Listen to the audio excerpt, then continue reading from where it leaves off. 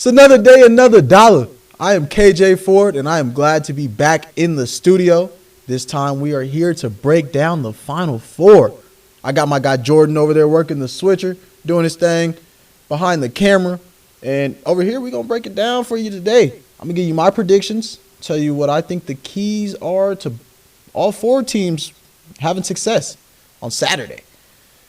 Now we're going to get started with Auburn in Florida, the first game of the day in San Antonio, Texas. This one's at 4:09 p.m. on CBS. We got us a real interesting match, Jordan. I cannot lie to you. Florida, they've been on a run, man. Ever since the SEC tournament started, I didn't necessarily predict them to win the SEC tournament. I didn't have them first, second. I might have had them as my third team to win. But boy, oh boy, did they put themselves on notice. All right, that team is not the highest rated. They're not full of the highest rated players and a bunch of McDonald's All-Americans. We've seen their head coach even talk about this after their last win. He said, I don't got all the highest rated guys, but I got some dogs. And he said the requirements to play at Florida when he's recruiting, you gotta have pride, and you got to take pride in wearing that Florida on your chest. You got to take pride in being a Gator. That's what he said. And that's honestly the group that he has. They have done a really good job of bringing in a strong nucleus. They said before the season that building this team, they wanted to resemble the prime Golden State Warriors as much as they could, which sounds crazy, but honestly, they've done it just a tad in a college way. They have done it successfully. Their front court has been – I don't know if we've seen too many dominant front courts like this in recent time. Alex Condon, he's been hooping, dominating, averaging just under 8 rebounds per game. And then if you look at their guard play, Will Clayton Jr., he has made a case for one of the best SEC guards this season. He's earned himself a check. He's going to definitely be playing at the next level about 3-4 times a week, however many times they play in the league. This Florida team looks strong, man. Something that really favors this Florida team with their strong front court is that Auburn has one of the worst rebounding teams as of late. They are the dead last team out of the four when it comes to giving up offensive rebounds. And something we've seen, as we just discussed from this Florida team, is that they rebound the ball really, really well. Broome, he's nursing the injury. We saw him go down with the hyperextended elbow. I thank the Lord he didn't tweak his knee out as well. If you look at the play, it looked like he hyperextended both his knee and his elbow. But they've reported on his elbow being out. He has not practiced this week. I do not know if he is going to practice today. The hope was to get him back for today's Thursday practice.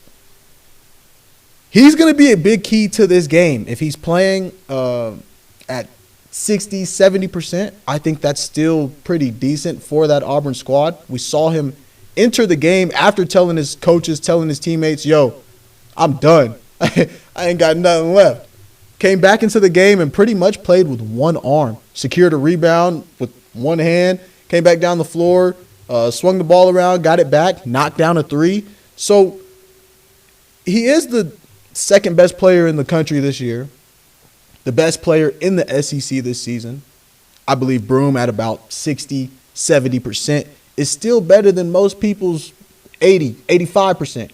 Because be real, we're at the point of the year where nobody's 100%, nobody's 95, nobody's 90. We all know everybody's about 90 and below.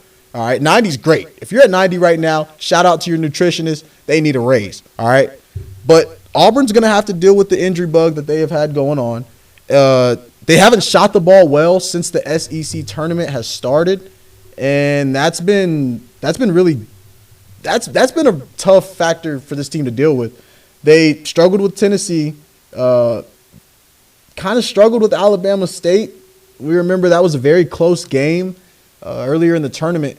Alabama State kind of fell off towards the end of the game, and it ended up being a 20-point win for Auburn. But we all know, if you watch that game, you know that was scary for them Tigers. Struggled with Creighton a little bit, won by 12. Pulled off a nice win against a very solid Michigan squad, and then dubbed Tom Izzo and Michigan State by 6. So Auburn, although they've put some solid wins together as of late, they are wounded, and their solid wins have kind of come in tough fashion. You look at the Gators, they knocked off a very, very tough Texas Tech squad, came back and earned a victory in the last few minutes. I honestly believe Tech was the better team that day. That's got to sting for that whole program. I know they're talking about maybe some coach adjustments happening, not necessarily from a Tech standpoint, but I know that there are some jobs out there that their head coach is possibly willing to take, which we've seen some craziness. We've seen some real insane shakeups so far. But the Gators were able to secure a nice first-round dub, blew out their squad, blew out the team that they were playing, and then beat Dan Hurley by 2. Very tight game. Dan, we heard him in the tunnel talking about the refs and hoping that the next team doesn't get done like that. And then we saw them take care of Maryland and then move on and, of course, beat Tech. So Florida's rolling right now, and they secured all their wins in the SEC tournament. This is the right time to be playing well, which is something that we've talked about a lot on this show. You want to be rolling going into the postseason, and that's what the Gators team is doing. Florida has had a turnover issue as of late. I believe that they have had 10-plus turnovers in their last 3 tournament games. I'll repeat, 10-plus turnovers in their last 3 tournament games. Now, you're going to go face an Auburn squad who plays some elite defense. They're full of 24, 25, and 50-year-olds. So they're experienced, they're mature, they're sound. Florida has to take care of the ball in this one. The good thing for this Florida squad is that they are a really deep team. So is Auburn. Florida's able to spread the floor. We talked about their front court play. They got 6'8", 6'9", 6'10" forwards and fours. And they're able to stand around on the three-point line, and the whole team is able to play 4 out, 1 in, maybe even go 5 out. And this allows them to dictate the speed that the game is played with when they have the ball on offense. When your wings are 6'9" and can attack, can go slash and get offensive rebounds, can dunk on anybody, can space the floor out and shoot the ball as well, that is really tough to defend. And Auburn dealing with the injury bug, they're going to have to come with it on defense. A really cool fact about this game, Coach Perrell for Auburn, he coached the coach of the Gators, Coach Golden. He coached them in Israel about 15 years ago, I believe. Yeah, 15 years ago. And then he hired him to his Auburn staff and gave him pretty much his first real coaching gig. So this is a really cool matchup. I'm excited to see these two teams clash. I'm actually rocking with the underdogs. This is the matchup I had on my bracket, which I am sitting in first place in my league right now. I need Auburn to come through. I actually do believe Auburn's going to win this game. I believe that they are the mature team here. They're going to come out firing. They're going to have a different game plan than what they had in the previous matchup where they got smacked by Florida. Give me the Tigers in this one. Even though they're underdogs, I'm going to rock with Broom, who I believe is going to play in this game. There's no way he does not suit up for this ball game. It's the Final Four. Squad needs you. Give me Auburn in this one. And that is going to move us on to the next game with the hometown squad facing off against the best player in the country. Cooper Flagg and the Duke Blue Devils will be taking on the Houston Cougars. Man, oh man. We got ourselves a battle. I'm lit for this one. 6:49, CBS, 1 seed on 1 seed. The best offense with Duke versus the best defense in the country, U of H. I don't know if this is going to be some sort of a high-scoring matchup or if this is going to be both teams scored 60, 65 points. This is not something I wanted to see for my Cougars in the Final Four. I cannot lie to you. Cooper Flagg right now, he has been a clear number one pick. He's been the best player in the country. He has been unstoppable, especially in these last 5 games or so. I will say Duke does have a turnover problem, kind of like we talked about with Florida. Duke does have a turnover problem. Cooper Flagg kind of sort of has had a turnover problem. That's the only knock. He has turned the ball over a tad bit too much. Now, this Duke team, the one thing that we have said all year is that they haven't really played anybody. Houston is definitely battle-tested. The Big 12 is no joke. We've seen them face Arizona. We saw them play Texas Tech. We saw them play Iowa State. They've played a lot of talent this year. I think that's something that this Cougar squad can rely on. Coach Sampson's going to have those boys ready to go. They're a strong defensive team. We spoke about this earlier. The number one defense in the country. Now, yes, they are facing the number one offense in the country, but the old saying, hey, defense wins championships. Come on now. Coach Sampson, LJ Cryer, Roberts. They have to play their best game on Saturday to get this victory. This is not the day for LJ to go quiet. He's looking to become the first player, as we spoke about last show, he's looking to become the first player to win a national championship in 2 different programs. Okay, this U of H system is made perfectly for him.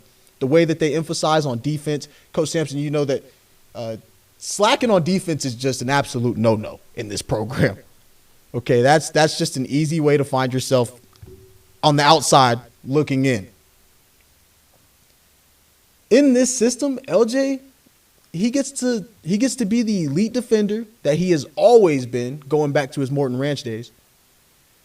And it allows for him to play great on the offensive side. You know what they say? Good defense leads to great offense. LJ takes advantage of that. In this ball game, I don't think he has to go for 30 like we've seen him do. He just has to play a solid all-around game. Shut down Coop. Shut down Knipple. The thing about Houston in this game, they play at a very fast pace, and I believe that even though Duke is a high-powered offense, their big man is probably one of my favorite centers in the country this season. Very underrated, does not get the credit that he deserves. He has been a very solid 3 to the 1-2 punch between Coop and Khan.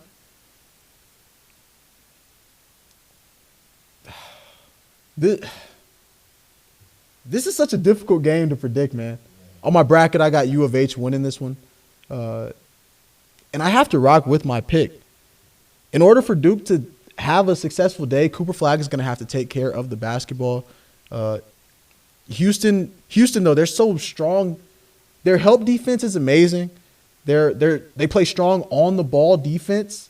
They're rolling right now as well. Both of these teams are rolling. Duke is coming in 35-3. Houston's coming in 34-4. I really like JoJo. He's been dominating all year. He played at Cy Falls, so I've had the early scoop. That's the school on the other side of the highway from me.